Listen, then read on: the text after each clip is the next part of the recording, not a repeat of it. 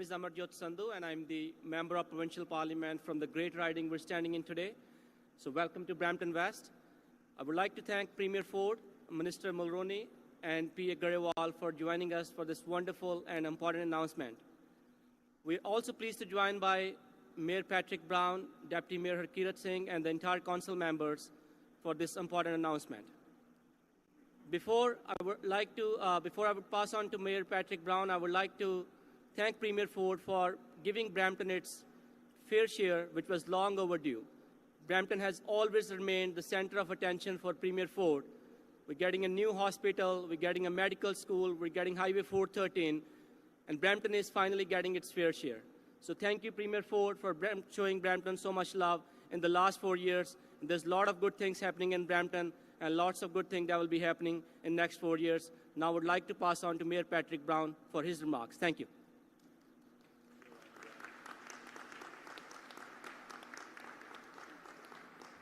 Well, thank you, MPP Sandhu, for your outstanding advocacy for Brampton. I want to thank Premier Ford for being here today. Every time he comes to Brampton, we get excited because it means another announcement, and we've had a string of great announcements with the med school and obviously the second hospital, and now this commitment to transit is exciting for the city of Brampton. I want to acknowledge that we have members of our City Council here today, our Deputy Mayor Harkirat Singh, we've got Councillor Paul Vasante, Councillor Dennis Keenan, Councillor Rod Power, I hope I haven't missed Councillor Gurpratap Tour, and we're very proud of this partnership with the provincial government and the support that we've consistently had for transit and local infrastructure. And let me just say, in the city of Brampton, we have the fastest growing transit system in the country right now. We've seen 115% growth.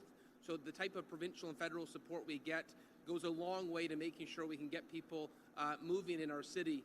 I'd also say the pandemic was hard on Brampton.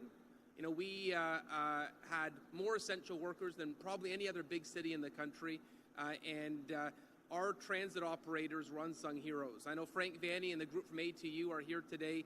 They were unsung heroes that went to work every day. These essential workers kept the country's supply chain together, and the fact that the province and the federal government are making sure that there are no shortfalls because of that courage and determination to keep our country moving during a difficult period, we're grateful for. So on behalf of the city of Brampton, I want to thank Premier Ford for his consistent support of the city of Brampton and for this announcement today. And welcome back to the city of Brampton, and please come as often as possible when it means announcements for our city.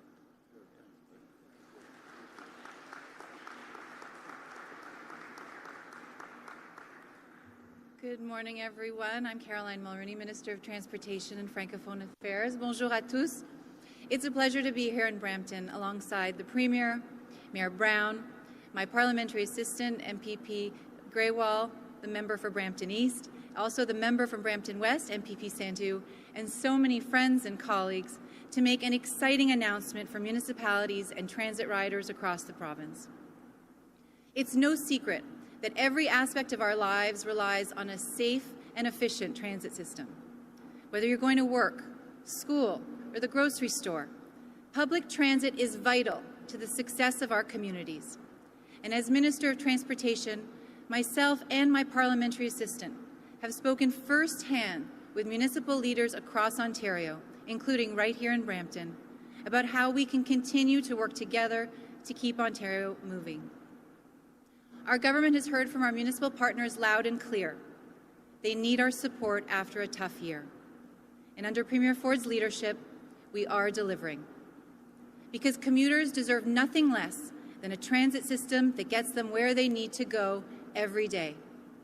And with that, I'll turn it over to Premier Ford. Thank you. Je vous remercie.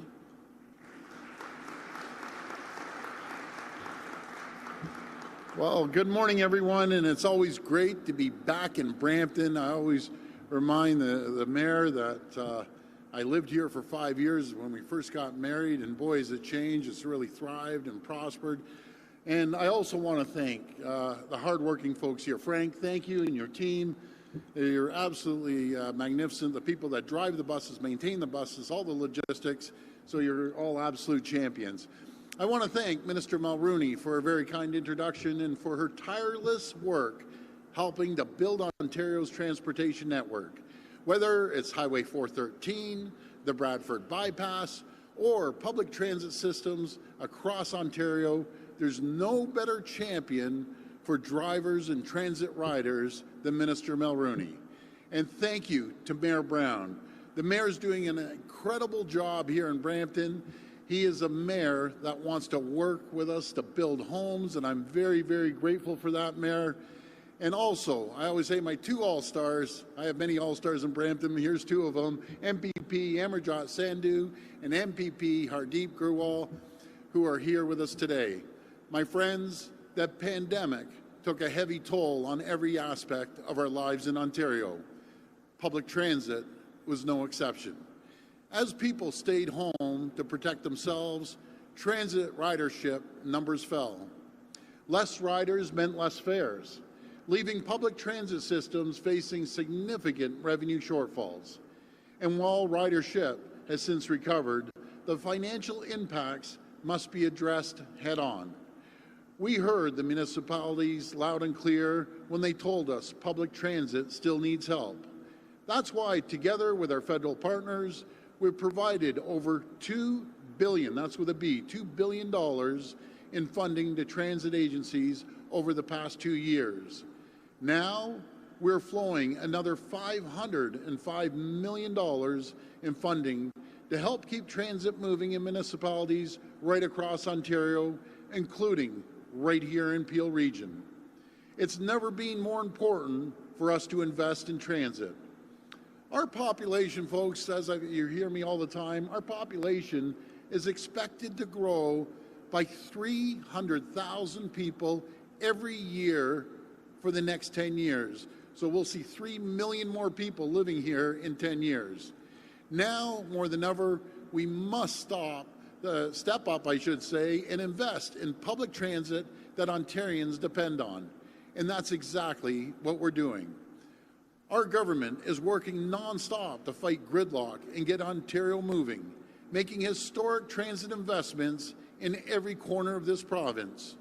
We're breaking ground on the Ontario line in downtown Toronto, expanding GO train service from east to west, and bringing back the Northlander passenger rail line to service Ontarians living in northern regions of our province. We're getting Ontario workers to and from their workplace faster, meaning more time at home with their family and less time stuck in gridlock.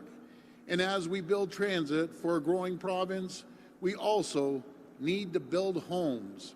Our government has an ambitious plan to build 1.5 million homes over the next 10 years. Now more than ever, we need local leaders who are committed to building more homes that more people can afford. Homes for newcomers in search of the Canadian dream. Homes for young families looking to put down their roots. I know my friend Mayor Brown is fully committed to building homes, and I thank him for his partnership and the partnership of so many other mayors across Ontario. It's this sort of pro-growth perspective we need as we look to expand strong mayor powers to select municipalities. Because what our government is doing is taking the most innovative solutions and applying them province-wide. For example, our plan cuts municipal fees and taxes on rental units and waives these same municipal fees and taxes on affordable and attainable housing so we can build more homes that Ontario families can afford. That's similar to what so many municipalities are already doing, including right here in Brampton, as well as in Kitchener and Hamilton and Barrie and Cambridge and Peterborough and elsewhere, where they know there's a need for more affordable housing options. Like our government, these municipalities know that we're in a housing crisis, and the only way to solve it is to build more homes. Stalling and constantly saying no with no solutions, it will only make the crisis worse, especially as our government continues to grow. So our government is going to work with local leaders like Mayor Brown to say yes Together, we will build Ontario. Thank you, and God bless the people of Ontario. Thank you.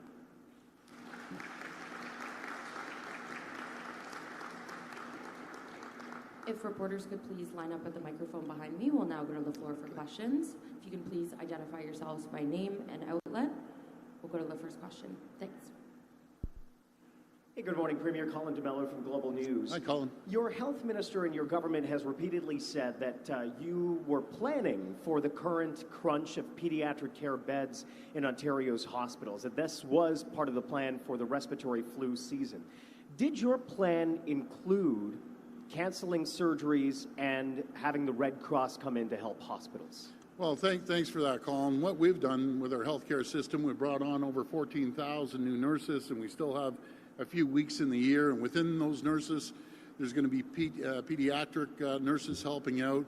What we've heard from the chief medical officer is kind of leveling off here in Toronto. I know we had a spike out in Chio, out in Ottawa. I had a conversation through text messaging back and forth with Alex Munter, and as I said before, he thinks outside the box. We're adding more beds. We've added over 3,000. We're adding another 3,500 beds on top of that. We're putting $40 billion into 50 projects across Ontario, and we're throwing everything we can at the healthcare system. Just in the last, since I think it was 2019 or 2017, there's 100,000 more healthcare folks that have been hired. As you heard the mayor, we're building a medical school right here in Brampton, graduating more doctors, and out in Scarborough as well. So there's a tremendous amount of things that we're doing. I know Chio's having a few bumps in the road, but they're going to be okay. So help me understand something here.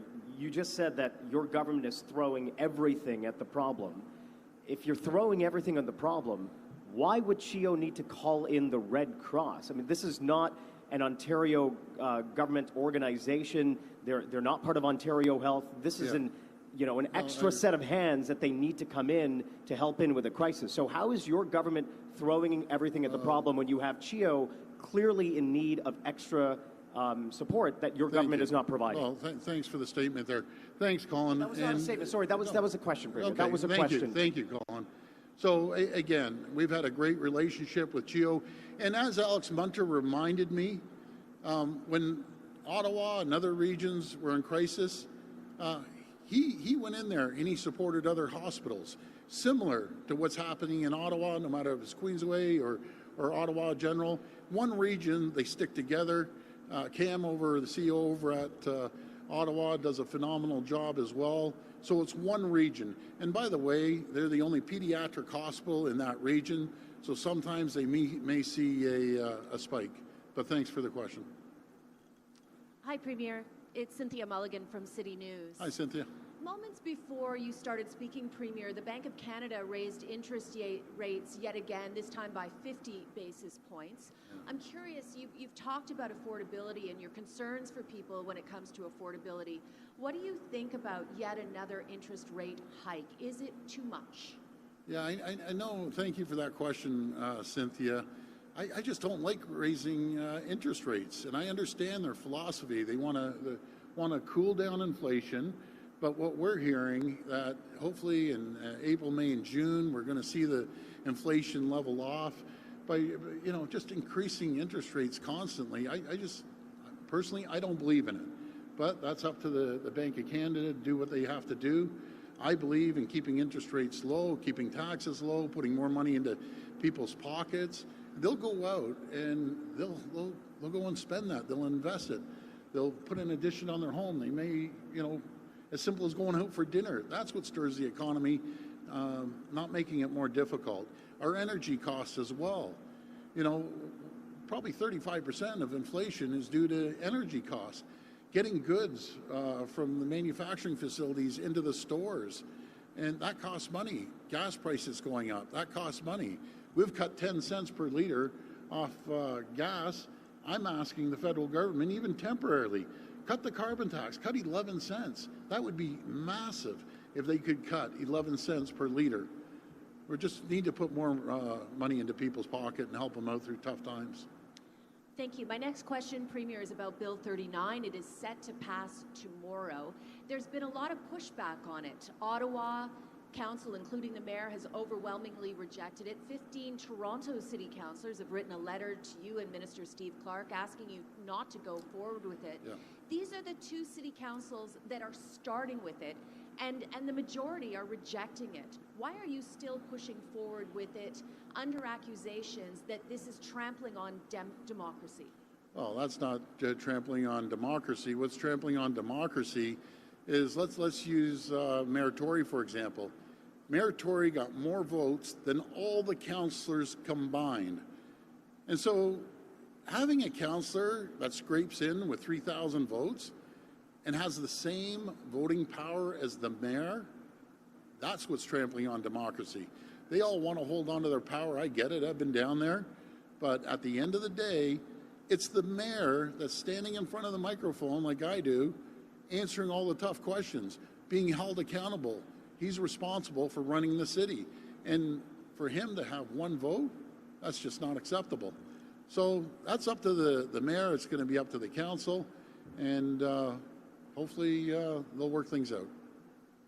Hi, Premier. Siobhan Morris, CTV News. Hi, Siobhan.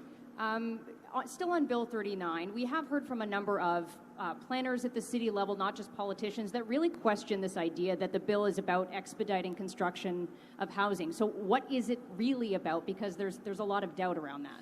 Well, it's about expediting, making a decision. Rather than taking, and this happens, well, if you want to talk Toronto, it can take 4 or 5 years to get a building permit. That's unacceptable. The mayor has to have the authority to direct staff and hire senior levels of staff. That wasn't in there before. So now, as he's held accountable for everything that goes on in the city, he has to have the authority to make moves. It's like running a large corporation and the CEO, he can't make any decisions. So he's going to be able to make decisions, move things forward, and I have confidence that he's going to do exactly that. And you've raised these concerns about affordability in the current climate. So how do you justify then not doing more for people who are on ODSP beyond the 5% increase you've already done? Well, if you look at other governments, they didn't do anything. At least we're putting 5% on the table as an increase. We're creating a climate for people that can work to go out there and work. And I've always said, if you physically or mentally cannot work, we'll take care of you. But if you can work, if you're on Ontario Works and you're healthy mind, healthy body, there's endless employment opportunities. You could walk down every street in this province and find a job in every single sector. We need 380,000 people to fill the existing jobs that we have right now. So I encourage anyone sitting at home, and you're able to work, you have to get out there and find gainful employment.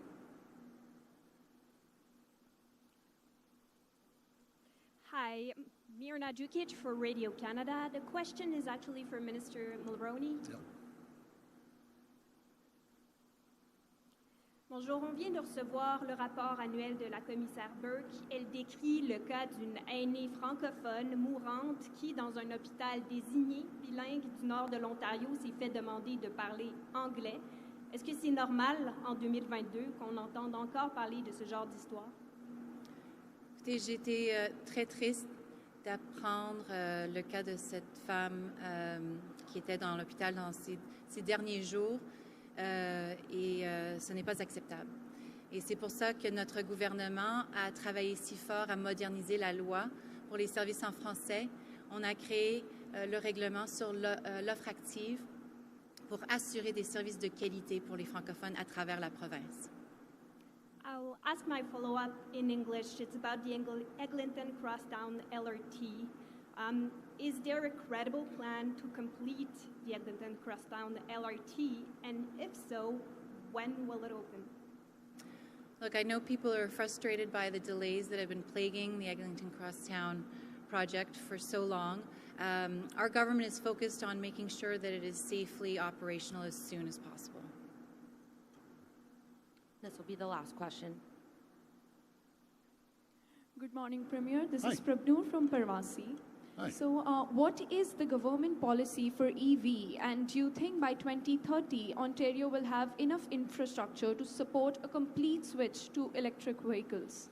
Yeah, that's a great question. We made that fantastic announcement over at General Motors with the federal government, and that's going to be way of the future. We're putting millions and millions of dollars into charging stations right across this province, no matter if it's in the hockey arenas or en routes. And as the market dictates, the charging stations will dictate as well. But it was a great announcement yesterday with General Motors investing over $2 billion into the plant there over at the CAMI plant. We just look forward to continue growing the auto sector. And in the last 2 years, we've seen $16 billion of investment and over 100,000 jobs created that are long-term jobs, good-paying jobs. And then there's the spin-off jobs that come from that, 8 to 1 in the auto sector. So we're going to continue building. We're going to continue building roads and highways and transit to get people around from point A to point B. Thank you. Another question? Yeah, go ahead. Okay. Yeah? Thanks so much for Okay, well, I just want to add, about the situation we're looking at building homes. Folks, I have to tell you, there's 300,000 people coming here every single year. And I know we have a few mayors that, don't want to play in the sandbox, and one being Mayor Crombie, and I don't know what her issue is. But I'll just give you an example. We have an ambitious target. I'm going to use Mississauga because I used Toronto before, of Mississauga building 120,000 homes over the next 10 years. That's about 12,000 homes every year, and that's far from the city's current annual average of 2,100. And you can't, the definition of insanity is continue doing the exact same thing over and over again and expect a different result. And that's not going to work. I see that Mayor Crombie's out there handing out flyers and doing this. All I say is get on board, stop being disingenuous, with the people of Mississauga. It's just absolutely wrong. Mississauga has increased their fees on new home buyers by nearly 30% in the last 2 years alone. In fact, Mississauga adds, every single home that's built adds $126,000 to the price of that home. And that's tough on newcomers that are coming here and families that have kids that are growing up. They want to buy a home, or if your grandchildren want to buy a home. It's very simple. It's like economics 101, supply and demand. And when you have 300,000 people coming to our province, and we just sit back and a couple municipalities, Mississauga being one, saying, oh, we can't do that. We can't do this. Mississauga brings in more than $34 million each year in municipal taxes on home buyers. Each year, they're spending about $25 million, or less than 75% of those funds. And for parkland fees, Mississauga brings in more than $17 million annually, and they only spend $9 million, or 53% each year. And they're holding $271 million of those funds collected in reserves. So I'd also like to point out that the city waives, this is the ironic thing, folks. We have Mayor Crombie complaining about our fees, but the city waives similar fees to encourage building office space downtown, and I'm all for that.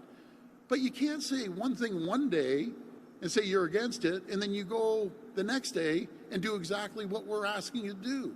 I'm asking for a partnership with Mayor Crombie, Mayor Tory, all the other mayors. If we sit back and think some magical thing's going to happen, or you think when people come here we're going to start living in mud huts, it's not going to happen under our government. We want to work collaboratively, cooperatively with you, but we need to get on board and start moving forward and stop the whining and complaining that I hear day in and day out. Anyways, folks, all the very best. We're going to continue building transit. We're going to continue building homes. Thank you. God bless.